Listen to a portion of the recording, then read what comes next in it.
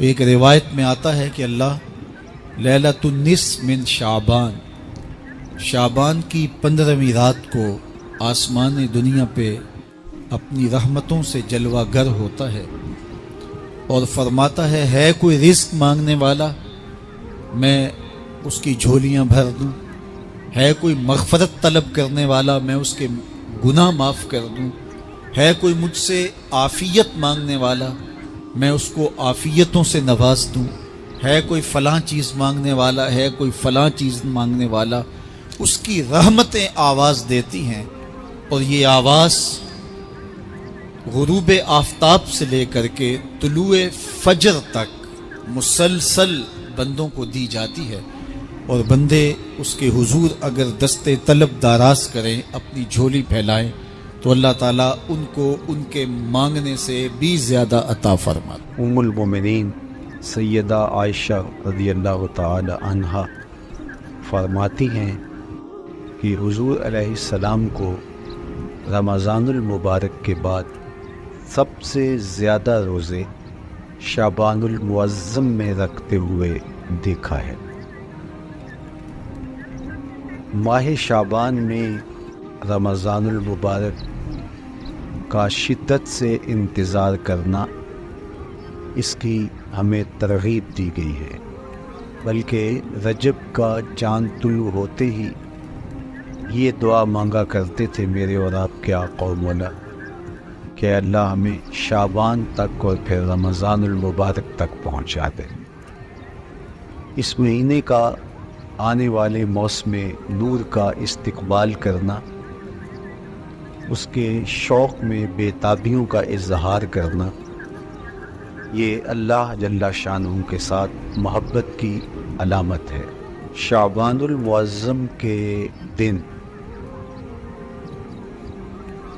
گن گن کے گزارے جائیں کہ اتنے دن رہ گئے ہیں رمضان المبارک میں، اب اتنے دن رہ گئے ہیں رمضان المبارک میں۔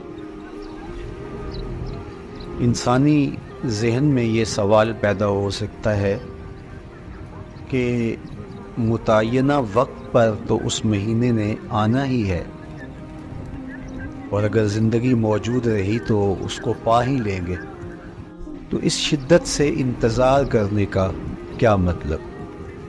تو اس کا جواب یہ ہے، بیرون ملک سے کسی کے بزرگ نے، والد نے یا کسی کے بیٹے نے آنا ہو تو وہ 2 ماہ قبل ہی آنکھیں فرش راہ کیے ہوتے ہیں اور گن گن کے دن گزار رہے ہوتے ہیں، اور جو ہی لمحے قریب آتے ہیں تو پھر گھڑیاں اور ساعتیں بھی گنی جاتی ہیں،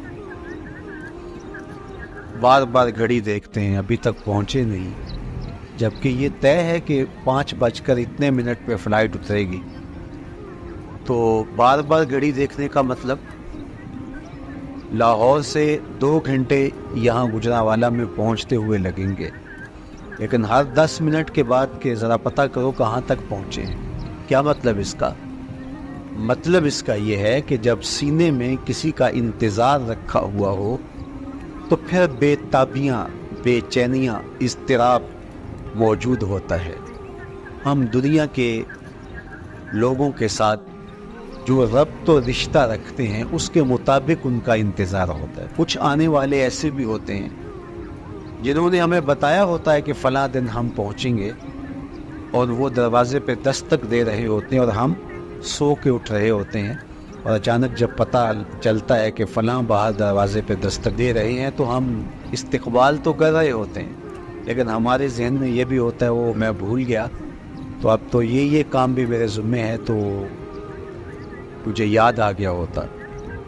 تو جن لوگوں کے لیے دل میں محبتوں کی جگہ ہو تو ان کے لیے پھر سارے کام مؤخر کر کے ان کے استقبال کیے جاتے ہیں۔ یہ مہینہ اللہ کی رحمتوں کا موسمی بہار ہے، چھم چھم رحمتیں برستی ہیں، انوار اترتے ہیں، گناہگاروں کو آتش دوزخ سے نجات بخش دی جاتی ہے۔ تو اس کا استقبال کرنا، اس کے لیے انتظار کرنا، گن گن کے دن گزارنا، لمحے اور ساعتیں بسر کرتے ہوئے بار بار ماہ سیام کا ذکر کرنا اس مہینے کے ساتھ محبت کی دلیل ہے، اور اس مہینے کے ساتھ محبت اللہ سے محبت کی دلیل ہے۔ اس لیے اس مہینے کا استقبال کرنا، اس کے لیے تیاری کرنا، اپنے گھر کو صاف کرنا، اس کے لیے اپنی اولاد کے دل میں شوق پیدا کرنا اور ماحول پہلے پیدا کرنے کی کوشش کرنا، تاکہ جو ہی یہ ماہ جلوہ گر ہو تو روزہ رکھنے کا مزاج پیدا ہو چکا ہو، تلاوت کلام مجید کا مزاج پیدا ہو چکا ہو، دیگر نوافل اور اچھے اعمال بجا لانے کی عادت پڑ چکی ہو۔ تو شعبان میں ہی اس کی تیاری ہوتی ہے، تاکہ رمضان المبارک آتے ہی ہم پوری طرح سے مستعد اور فعال ہو کر کے اس مہینے کی برکتوں کو سمیٹ لیں۔ اللہ کے محبوب علیہ السلام نے ارشاد فرمایا کہ جب ماہ سیام آتا ہے فتحت ابواب الجنہ، تو جنت کے 8 دروازے کھول دیے جاتے ہیں۔ جنت تو اللہ جل شانہ کی کرم نوازیوں کا ایک ایسا خوبصورت منظر ہے کہ آج تک نہ کسی آنکھ نے اس کو دیکھا، نہ کسی کان نے سنا، اور نہ اس کا کوئی تصور کر سکتا ہے، ایسی خوبصورت بنائی ہے۔ وہاں کی ہوائیں جب چلتی ہیں تو گرد نہیں اڑتا، کستوری اڑتی ہے۔ وہاں دودھ کی، شہد کی، مائے معین، کوثر، سلسبیل کی نہریں بہتی ہیں، موتی زمرد کے محلات بنے ہوئے، وہ خوبصورت محل اور وہ خوبصورت جنت کا ماحول۔ لیکن اس کے باوجود اس خوبصورت جنت کو، مرصع جنت کو، نظیف ترین بقعۂ رحمت کو 11 ماہ تک رنگ و روغن کیا جاتا ہے رمضان المبارک کے استقبال کے لیے، اور جب یہ مہینہ آتا ہے تو اس کے دروازے کھول دیے جاتے ہیں، اور جنت کے 8 دروازوں میں سے ایک دروازے کا نام باب الریان رکھا گیا ہے، جو صرف روزہ داروں کے اعزاز و تکریم کے لیے ہے۔ روزہ دار اس دروازے سے گزر کے جنت جاتے۔ تو آپ اندازہ کیجئے کہ اللہ نے اس ماہ مبارک کو کیا عزت دی ہے، کیا پروٹوکول دیا ہے، کیا تکریم بخشی ہے کہ نبیوں کا امام، امام المرسلین، خاتم الانبیاء، محبوب خدا اس مہینے کے لیے منتظر رہتے کہ یہ مہینہ آنے والا ہے، یہ مہینہ آنے والا ہے۔ حضرت سیدنا سلمان فارسی رضی اللہ تعالی عنہ فرماتے ہیں کہ شعبان کی آخری تاریخ کو حضور نے ایک خطبہ ارشاد کیا۔ بعض علماء نے کہا کہ یہ شعبان کا آخری جمعہ تھا، یا ہو سکتا ہے کہ آخری جمعہ 29 شعبان کو ہی ہو۔ تو رمضان المبارک سے قبل حضور نے یہ خطبہ ارشاد کیا، جو مختلف کتب احادیث میں موجود ہے۔ یا ایھا الناس، اے لوگو، قد اظلکم شہر عظیم، اللہ نے تمہارے اوپر ایک بہت پاکیزہ اور نور، عالی مرتبت مہینہ سایہ فگن کر دیا ہے۔ شہر فیہ لیلۃ خیر من الف شہر، اس مہینے میں ایک ایسی رات ہے جو 1000 مہینے سے بہتر ہے۔ جعل اللہ صیامہ فریدہ وقیام لیلۃ تطوعا، اس مہینے کے دن کے روزے فرض قرار دیے گئے اور راتوں کا قیام نفل بنایا گیا۔ تراویح کی صورت کے اندر راتوں کے قیام کا ماحول پیدا ہوتا ہے، صلاۃ اللیل پڑھی جاتی ہے، نوافل پڑھے جاتے ہیں کثرت کے ساتھ۔ یہ اس مہینے کی شانیں ہیں، یہ اس مہینے کی رونقیں ہیں۔ اس مہینے میں اللہ تعالیٰ نے خاص کرم نوازیاں عطا کی ہیں اہل ایمان کو۔ وَمَن تَقَرَّبَ فِيهِ بِخَصْلَةٍ مِّنَ الْخَيْرِ كَانَ كَمَنْ أَدَّى فَرِيضَةً فِيمَا سَوَاهُ، ایک نفل کا ثواب ایک فرض کے برابر اس مہینے میں کر دیا جاتا ہے۔ وَمَنْ أَدَّى فَرِيضَةً كَانَ كَمَنْ أَدَّى 70 فَرِيضَةً فِيمَا سَوَاهُ، اور اگر کوئی ایک فرض ادا کرتا ہے تو اس کو 70 فرائض کا ثواب ملتا ہے۔ इस कदर नेकियों का अजर बढ़ा दिया जाता है, उनकी कीमत बढ़ा दी जाती है इस महीने में। और फिर इरशाद फरमाया वह शहर सब्र, ये सब्र का महीना है। होने के बावजूद भी इंसान तनावुल नहीं करता। ठंडा मीठा मशरूब मुयस्सर है और ज़ुबान कांटा बन गई, हलक खुश्क हो गया, लेकिन इसके बावजूद भी एक घूंट हलक से नीचे उतारने का रवादार नहीं होता। वुज़ू करते भी एहतियात करता है कोई कतरा आब हलक से नीचे न टपक जाए। तो ये सब्र सिखाता है। जब हो भी तो इंसान उससे गुरेज करे, तो जब होगा नहीं तो फिर इंसान सब्र का आदी बन जाता है। तो ये सब्र की आदत डालता है, ये शहर सब्र है। फिर फरमाया वस्सब्रु सवाबुहु अल जन्ना, और सुनो सब्र का सवाब जन्नत है। जो शख्स साबिर होता है उसका सिला जन्नत की सूरत में अता किया जाएगा। वशहरुल मवासात, और ये हमदर्दी का महीना है, बाहमी प्यार का महीना है, उल्फते बांटने का महीना है, नरम दिली का महीना है, एक दूसरे के एहसास का महीना है। जब कोई शख्स भूख और प्यास काटता है तो उसको फिर महसूस होता है, बिलखुसूस उमरा, कि भूख क्या बला होती है। और जो नाने शबीना को तरसते हैं और जिन्हें खाना मुयस्सर नहीं आता, उनकी ज़िंदगियाँ कितनी तल्ख होती। तो भूख और प्यास एहसास पैदा कर उन लोगों का कि जो अल्लाह की दी हुई नेमतों से महरूम है। तो इसलिए ये एक किस्म का रहम दिली का महीना, प्यार बांटने का महीना, ये उल्फतें तकसीम करने का महीना है। वशहरुन युज़ादु फीहि रिज़्कुल मोमिन, और ये ऐसा मुबारक महीना है जिसमें मोमिन का रिज़्क बढ़ा दिया जाता है। रोज़ा खाना बचाने के लिए, ये अखराजात कम करने के लिए नहीं है, बल्कि इसमें आपका रिज़्क और बढ़ जाता है। ऐसी ऐसी नेमतें खाने को उन लोगों को भी नसीब हो जाती हैं आम दिनों में जो उनका मकसूद नहीं होती। दस्तरखान लगते हैं, इफ्तारियां होती हैं, सहरी के लम्हात होते हैं। कोई किसी को वैसे खाना खिलाए तो उस दस्तरखान पे खाने के लिए आना उसका और रंग होता है। लेकिन इफ्तार का दस्तरखान जब बिछता है और लोग जब उसके ऊपर आते हैं, अमीर भी आते हैं, गरीब भी आते हैं, तो अल्लाह की दी हुई नेमतें जो दस्तरखान पे पड़ी होती हैं उनको उठाते हैं, कामो दहन की तस्कीन का सामान करते हैं। इज़्ज़त नफ्स भी मजरू नहीं होती और तरह तरह की नेमतें खाना भी दस्तयाब हो जाती हैं। तो ये एक महीना है मवासात का, इसमें रिज़्क बढ़ जाता है। और गुराबा तक भी अल्लाह की नेमतें वो पहुँचती हैं जो आम दिनों में उनको मुयस्सर नहीं होती।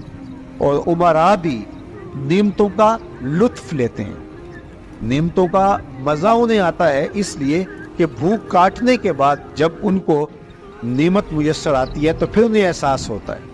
जो शख्स हर वक्त सैराब रहता है तो उसको क्या पता कि शदीद भूख के बाद खाने का लुत्फ़ क्या होता है। सख्त प्यास के बाद मीठा और ठंडा मशरूब जब रगों को तर करते हुए मैदे तक पहुंचता है तो उसकी तरावत, उसकी ठंडक, उसकी लज्जत, उसका कैफो सरूर, उसकी अजूबत इस तरह राहत बख्शती है।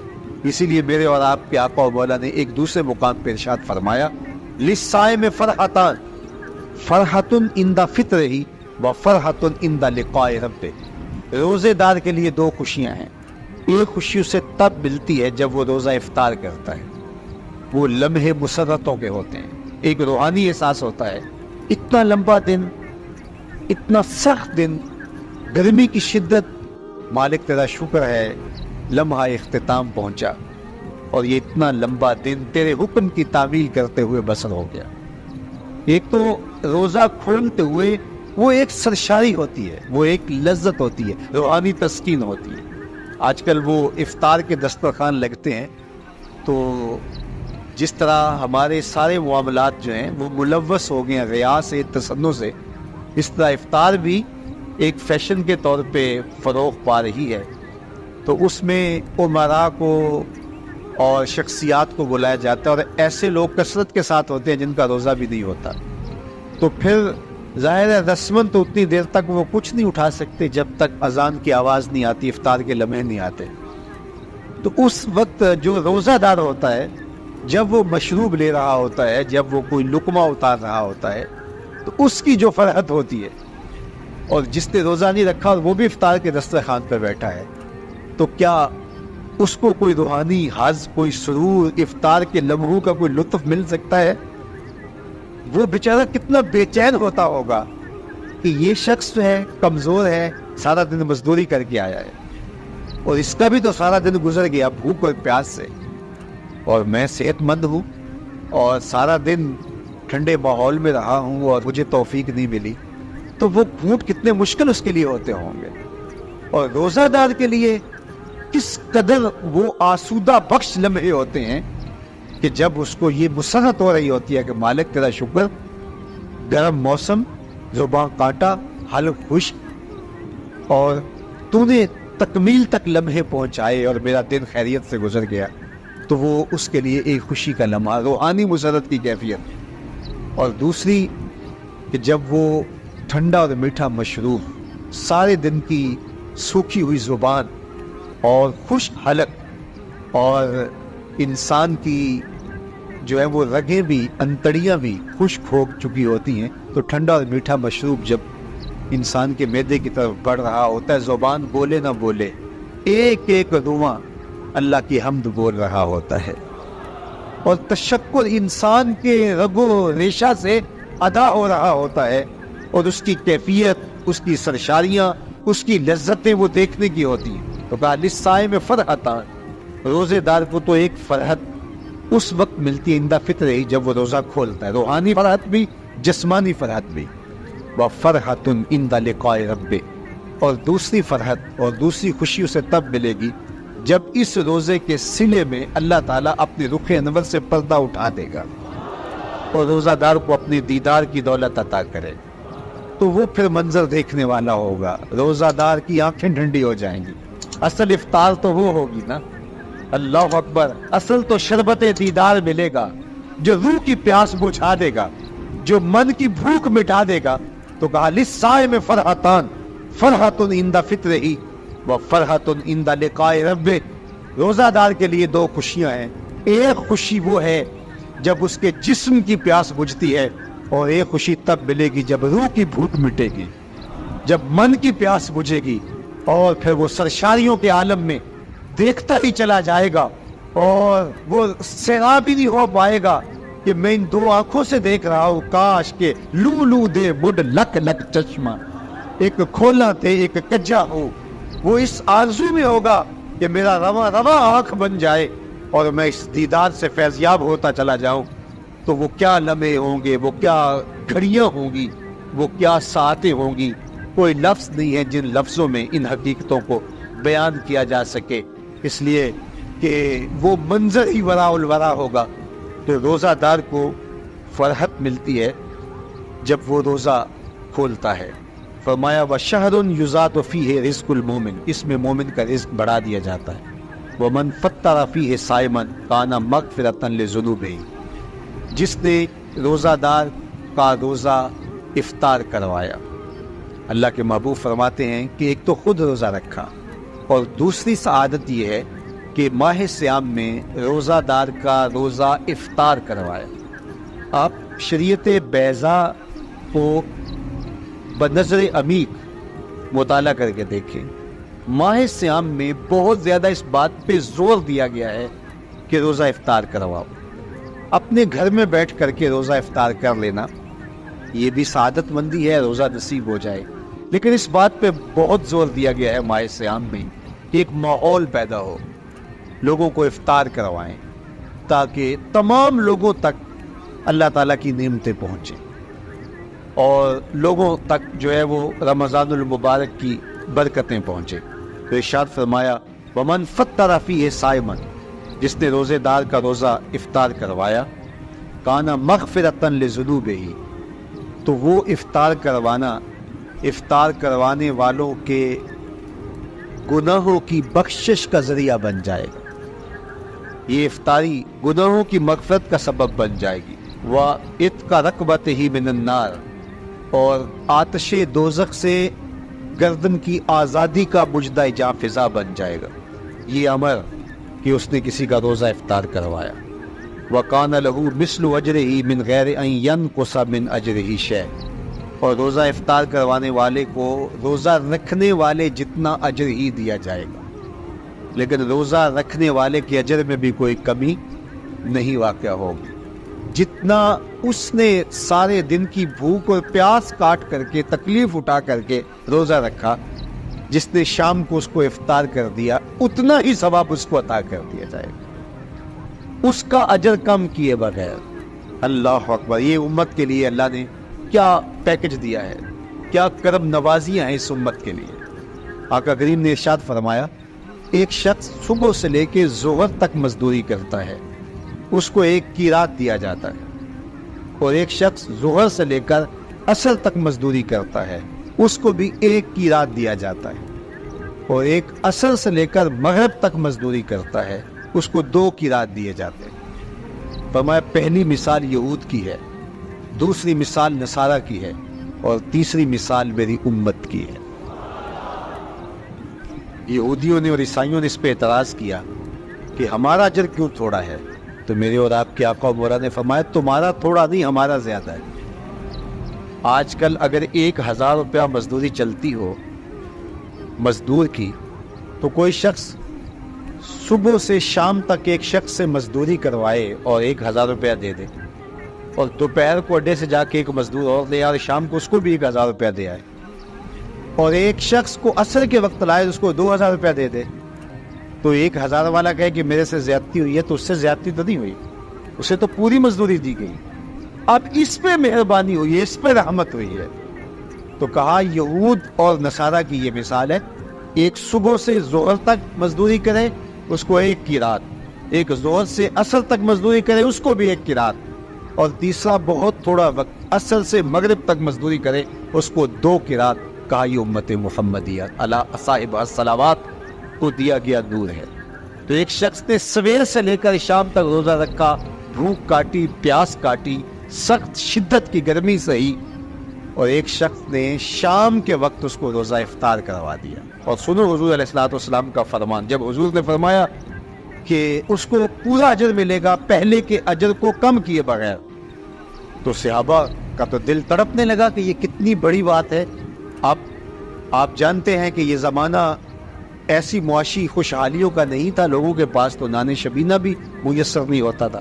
تو صحابہ نے جو سوال کیا، قالوا یا رسول اللہ صلی اللہ علیہ وسلم، انہوں نے کہا اے اللہ کے پیارے رسول صلی اللہ علیہ وسلم، لیسا کلنا یجد ما یفطر الصائم، ہم میں سے تو ہر بندہ یہ طاقت نہیں رکھتا کہ روزہ دار کو روزہ افطار کروا دے، تو یہ اتنی بڑی سعادت، تو یہ تو پھر اہل زر ہی یہ سعادت حاصل کر پاتے ہیں، ہمارے جیسے لوگ تو پھر جو مال و دولت نہیں رکھتے تو وہ تو پھر یہ سعادت نہیں حاصل کر پائیں گے۔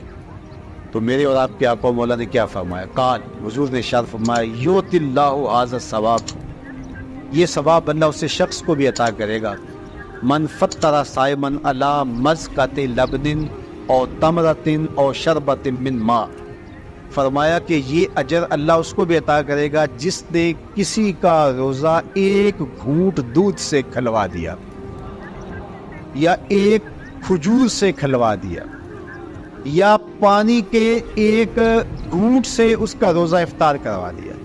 لازمی نہیں ہے کہ دسترخوان سجا ہو، انواع اقسام کے کھانے پڑے ہوں اور وہ افطاری ہی افطاری قرار پائے گی۔ جس نے کسی کو وہاں باہر ٹوٹیوں سے پانی کا گلاس بھر کے، کٹورا بھر کے سادہ پانی بھی پیش کر دیا تو اس کو بھی ثواب مل جائے گا۔ کتنا ثواب ملے گا؟ پورا روزہ رکھنے کا ثواب اس کو ملے گا۔ کتنی رحمتوں کی لوٹ سیل لگی ہے، کوئی ایسے بھی بانٹتا ہے، کوئی ایسے بھی کرم نوازیاں ہوتی ہیں، لیکن میرے رب کے خزانے کتنے کھلے ہیں۔ میں نے مدینہ المنورہ میں ایک شخص کو دیکھا کہ وہ روزے کے وقت وہاں سے ہی گلاس لیتا اور زمزم سے بھرتا اور روزہ داروں کے آگے رکھتا چلا جاتا، اور روزانہ اس کا یہ عمل ہوتا۔ نماز عصر کے بعد شروع ہوتا، جتنی اس کی پہنچ ہوتی ہر ایک کے آگے رکھتا چلا جاتا. پانی بھی وہاں سے لیا, گلاس بھی وہاں سے لیا. اللہ اکبر. فرمایا دودھ کا ایک گھونٹ یا پانی کا ایک گلاس یا ایک کھجور اس نے کسی کو پیش کی اور اس نے اس سے روزہ کھولا. اللہ کے محبوب فرماتے ہیں پہلے کے اجر میں بغیر کسی کمی کے اس کو پورا ثواب روزے کا نصیب ہوگا. اللہ اکبر. اب سنو, پھر حضور نے ارشاد فرمایا ومن اشبع صائمن, اور جس نے صحیح اہتمام کے ساتھ روزے دار کو اچھا کھانا کھلایا, اچھی پرتکلف افطاری دی, سقاہ اللہ من الحوض شربۃ لا یظمأ حتی یدخل الجنہ, اس کو حوض کوثر سے ایسا جام ملے گا کہ اس کو کبھی پیاس نہیں ملے گی یہاں تک کہ جنت میں چلا جائے گا. اللہ اکبر. اس کو کوثر کے جام نصیب حشر کی گرمی میں. اور آپ کو معلوم ہے, علماء سے آپ نے بارہا سنا ہوگا کہ جام کوثر جس نے ایک بار پی لیا پھر 50,000 سال کے دن میں اس کو دوبارہ پیاس نہیں لگے. یہ جام کوثر کی خصوصیت ہے. فرمایا وَهُوَ شَهْرٌ أَوَّلُهُ رَحْمَةٌ, یہ وہ مہینہ ہے جس کے پہلے 10 دن رحمت ہے اور اس کا درمیانی عشرہ مغفرت ہے. وَآخِرُهُ عِتْقٌ مِّنَ النَّارِ, اس کا آخری عشرہ جو ہے وہ آتش دوزخ سے نجات کا ضامن ہے. فَاسْتَكْثِرُوا فِيهِ مِنْ 4 خِصَالٍ, کہا کہ 4 کام اس مہینے میں کثرت کے ساتھ کرو. خصلتان ترضون بہما ربکم, 2 کام تو وہ ہے جس سے تم اپنے رب کو راضی کرو گے.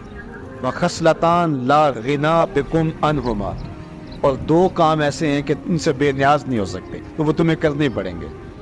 اما الخصلتان اللتان ترضون بہما ربکم, وہ 2 خصلتیں 2 کام جن کے ذریعے سے تم اپنے رب کو راضی کر سکو. فشہادت لا الہ الا اللہ, وہ گواہی دینا ہے لا الہ الا اللہ. وتستغفرونہ, اور تم کثرت سے استغفار کرو, اللہ سے بخشش مانگو. یہ 2 کام تم نے کرنے ہیں.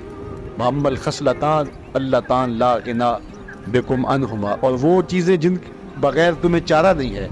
وَتَسْأَلُونَ الْجَنَّةَ وَتَعُوذُونَ مِنَ النَّارِ, اللہ سے جنت طلب کرو اور دوزخ سے پناہ مانگو.